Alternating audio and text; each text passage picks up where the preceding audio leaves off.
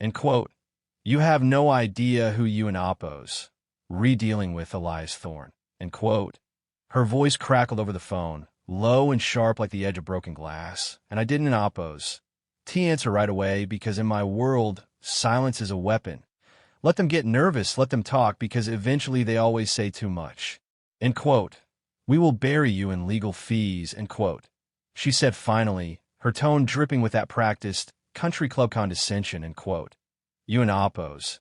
LL lose everything, and when it's over, you and Oppos. LL wish you'd just taken our offer and walked away. End quote. I could see her in my mind. Perfect posture, designer sunglasses, sitting in an office that smelled of expensive candles and arrogance, thinking she was the smartest person in the zip code. End quote. No, Regina, end quote. I said, keeping my voice slow enough to make every word land like a punch, end quote. When this is over, you'll be the one wishing you and Oppos. Dee never learned my name. End quote. I hung up, and that's where the Real story begins, because I might actually hold the world record for the most expensive, most calculated act of revenge against a homeowners association in American history. They tried to steal my heritage, so I took their $12 million crown jewels, and I did it. All without breaking a single law. My name's Elias Thorne, and I'm a forensic accountant by trade, which is just a fancy way of saying I spend my life hunting down money trails, unmasking corporate fraud, and cracking open shell companies that people like Regina Vance use to hide their sins. I'm good at what I do, the kind of good that makes people in power start sweating through their silk shirts. But the fight that changed everything for me didn't end Oppos. T started in a boardroom or a federal building. It started on the rugged, pine-scented shoreline of Blackwood Basin.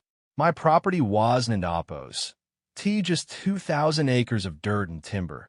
It was a century and a half of Thorne blood, sweat, and stubbornness. My great-grandfather built the original stone chimney there in 1905. My father taught me how to read the ripples of the water from the West Dock, and every inch of that land carried the weight of 1,000 quiet mornings where the only sound was the wind through the hemlocks. I wasn't in Oppos, naive though. I knew what waterfront property meant to sharks. I'd seen the luxury development swallowing up the wild spaces like a slow-moving cancer. But I believe that the old boundaries, the ones written in iron and ink, still meant something. I was wrong. The trouble started with the kind of small, petty annoyances that pretend to be harmless. The HOA of the adjacent gated community, Emerald Cove, decided my property was an, end quote, eyesore, end quote, compared to their cookie-cutter glass palaces. One morning, I found a padlock on my own private access road with a bright orange sign from the county claiming, end quote, unsafe passage, end quote. And a week later, I caught a landscaping crew from Emerald Cove actually crossing my fence line, started to clear-cut a grove of birch trees because they were, end quote, obstructing the sunset view, end quote, for some CEO's third vacation home. Leading the charge was Regina Vance, the HOA president and self-appointed queen of the basin. She was a woman who lived for rules, as long as she was the one writing them. She showed up on my porch one afternoon, looking like she'd stepped off a yacht, and told me, didn't in Oppos. T asked, told me. Then my old house was end quote, visual detraction, end quote, to the community's aesthetic standards. I just laughed and told her that my house had been watching the lake since before her community was a twinkle in a developer in Oppos. Sigh, but she didn't in Oppos. T smiled back. She just looked at me with this brittle, cold expression and said, end quote, progress doesn't in Oppos. T care about your nostalgia, Mr. Thorne, end quote. A month later, the, end quote, beige envelope, end quote, appeared. It wasn't Oppos, T, a letter. It was a death warrant for my family and Oppos, S legacy.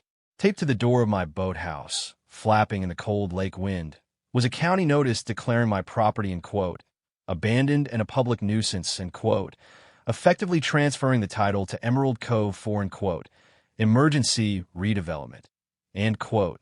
They'd already pre-sold my shoreline to a firm called Apex Crest for a Phase 2 expansion. Waterfront villas starting at $8 million a pop. And just like that, they thought they'd erased me. They thought I was just some stubborn guy in a flannel shirt who didn't end Oppos. T have the stomach for a fight, but they forgot one thing. I don in Oppos. T just count numbers, I track motives, and I could smell the rot coming off that paperwork from a mile away. I spent the next 3 days in my office, which used to be my dad and Oppo's, this old tackle room, surrounded by the smell of cedar and the low hum of 3 high-powered monitors. If you want to kill a beast, you don into Oppo's. Poke in the ribs, you find out how it feeds. I started digging into Emerald Cove's public tax filings and their internal HOA budgets, and that's when the red flags started waving. They had a line item for, in quote, special environmental consulting, in quote, that had jumped from $20,000 to nearly $500,000 in a single year, and another one for, in quote, community outreach, in quote, that looked more like a slush fund for bribes. I traced those payments through 3 different LLCs, and lo and behold, they all led back to a man named Silas Thorne. No relation, thank God, a disbarred attorney who specialized in quote, creative, in quote, land transfers. Regina was and Oppos. Just a busybody. She was the CEO of a sophisticated land theft syndicate, using the HOA as a legal front to swallow up independent properties and flip them for massive kickbacks. I knew I couldn't in Oppos. Just sue them. They had more lawyers than I had trees. So I decided to give Regina exactly what she wanted, a performance. I showed up at the next HOA board meeting in their gleaming, white marble clubhouse, looking every bit the defeated man they expected. The room was full of wealthy residents who looked at me like I was a stain on the rug. Regina sat at the head of the table, presiding over her court with that same smug, untouchable air. When I stood up to speak, my voice was quiet, almost trembling, not because I was scared, but because I wanted her to feel the victory. In quote, I just want to know why, in quote. I said, in quote, why my family's land is worth more to you than the truth, in quote. Regina leaned back, her silk blouse shimmering under the chandeliers, and gave me this pitying look, in quote. Elias, the world is changing, and some people are meant to move forward while others, well, others just get left behind. It's for the good of the majority, end quote. The room murmured in agreement, and I saw a few of the board members smirk, including a guy named Marcus who I knew was deep in Regina and Oppo's pocket. I just nodded, tucked my hat under my arm, and walked out, but as I hit the gravel of the parking lot, I was already hitting, in quote, send, in quote, on the first of a dozen encrypted files. Phase 1 was the lease pendants. It's a legal notice that tells the world there's a pending lawsuit on a property, and it's basically like pouring concrete into a gas tank. No bank will finance a sale, no title company will clear it, and Apex Crest's $200 million expansion ground to a screeching halt overnight. Regina called me screaming, which was the first time I'd ever heard her lose her cool, and that's when I told her she had no idea who she was dealing with. But that was just the appetizer. I'd spent the last week feeding information to an old friend, Julian, a hard-nosed investigative reporter who lived for stories about white-collar vultures. We didn't in Oppos. To go for the big headline first. We started with the, in quote, death by 1,000 cuts, in quote, strategy. Anonymous tips to the IRS about the HOA's nonprofit status, calls to the EPA about the illegal clearing of the birch grove, and a very detailed packet sent to the state auditor regarding the, in quote, consulting fees, in quote, paid to a disbarred lawyer. The fractures started appearing within the Emerald Cove board almost immediately. People like Regina are only powerful as long as they're winning, but the moment the lawsuits started flying in the, end quote, stop work, in quote, orders were taped to their construction sites, the rats started looking for a way off the ship. I got a call from Marcus, the guy who'd been smirking at the meeting, and suddenly he was all, in quote, Elias, buddy, I always thought Regina was overstepping, end quote. He offered to trade internal emails for immunity from the lawsuits I was prep filing against the individual board members. Those emails were the, end quote, holy grail, end quote. Hundreds of messages between Regina and Silas Thorne discussing exactly how they'd manipulated the county clerk to flag my land as abandoned. It was cold, calculated, and incredibly illegal. The climax didn't end Oppos. It happened in a courtroom, though. It happened on a Tuesday morning when the silence of Blackwood Basin was broken by the sound of sirens. I was sitting on my porch, drinking black coffee, watching as 3 black SUVs and a sheriff's cruiser rolled past my driveway and straight into the gates of Emerald Cove. They didn't end Oppos. Just have questions. They had search warrants. I watched from the ridge as investigators hauled out boxes of hard drives and paper files while the residents of Emerald Cove stood on their manicured lawns in their bathrobes, watching their perfect little world crumble. Regina was let out in handcuffs about 3 hours later. She wasn't into oppos. T wearing her designer sunglasses this time, and her hair was a mess. She looked small. She looked human. As they put her in the back of the cruiser, she caught my eye up on the ridge, and I just raised my coffee mug in a silent toast. But here's the kicker, the part that makes this the ultimate win.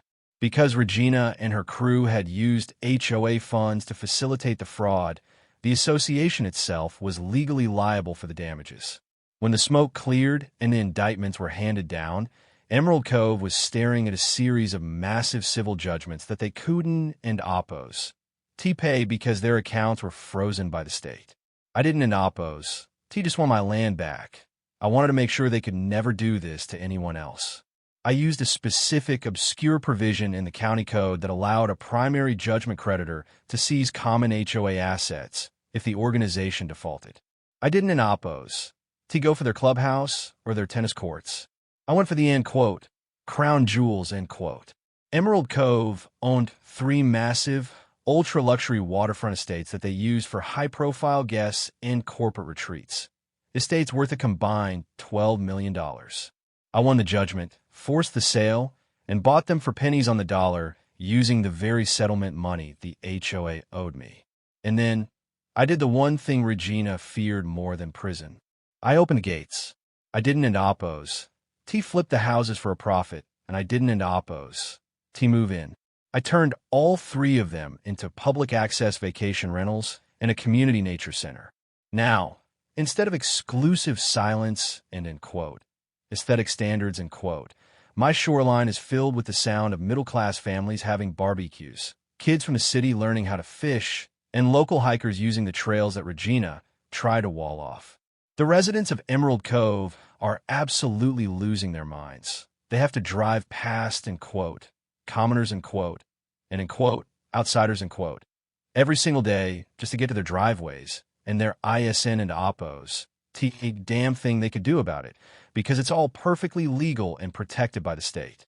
Regina is currently serving a 5 to 7 year sentence for racketeering and fraud, and I hear she's not doing great with the end quote, aesthetic standards and quote, of the state penitentiary. As for me, I'm still here on the basin. The birch trees are growing back, the water is clear, and the land feels lighter now, like it's finally breathing again after a long, dark fever. But it makes you wonder, doesn't it, oppos? We live in these communities, we sign these papers, and we give these small-time dictators power over our homes and our lives just for the sake of, end quote, property values, end quote, and end quote, order, end quote. Was it worth it for them? They wanted a perfect view, and now they're staring at the one guy they couldn't end oppos. By sitting on the one piece of land they couldn't end oppos. Steal. So, I've got to ask you, if your neighbors tried to erase your history for the sake of a better sunset, how far would you go to stop them? Would you play by the rules, or would you learn their game and play it better than they ever could? Drop a comment below and let me know if I went too far, or if this is exactly the kind of justice the world needs more of. I'll be here, watching the sunset over a lake that finally belongs to everyone again.